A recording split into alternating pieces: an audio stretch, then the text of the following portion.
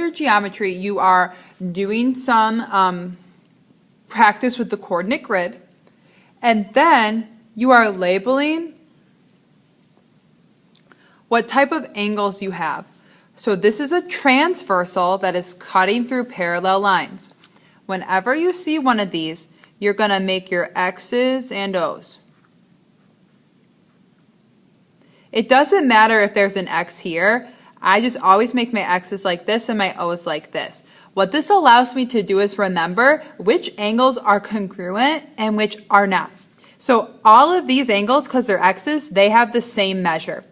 All of these angles, because they're O's, they also have the same measure as each other. X's and O's do not have the same measure, but they add to 180. So you need to identify each angle pair as corresponding alternate interior, alternate exterior, or consecutive interior. So guys, the first four, 1, 2, 3, actually there's 3. The first 3 are congruent. So for the first 3, if you're going to label something corresponding alternate interior or alternate exterior, you have to be talking about 2 X's or 2 O's. If you're going to label it consecutive interior, that means you have an X and an O. Perfect example is number 3. I don't know where number 1 and 2 are. So for number 3, this is an X and this is an O.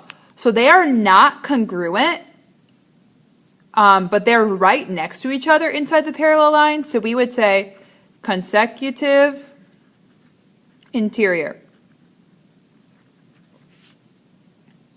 And now when I make my X's and O's here, Y is an O, and this X is also labeled with our O. Okay, so they're congruent. That means they're either going to be corresponding alternate interior, alternate exterior.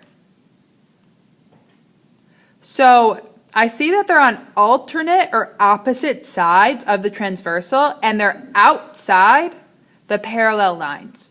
So we call this alternate exterior. If they would have been inside the lines, like these X's, they would have been alternate interior. Number 7, I make my X's and my O's.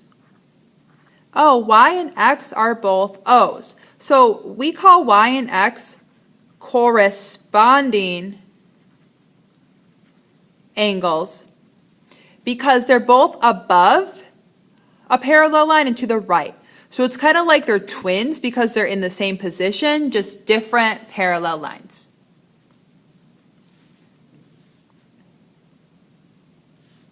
And then for number 12, guys, when I label my X's and O's, so these are both O's, but they're on opposite sides and they're both inside. So this is called alternate interior.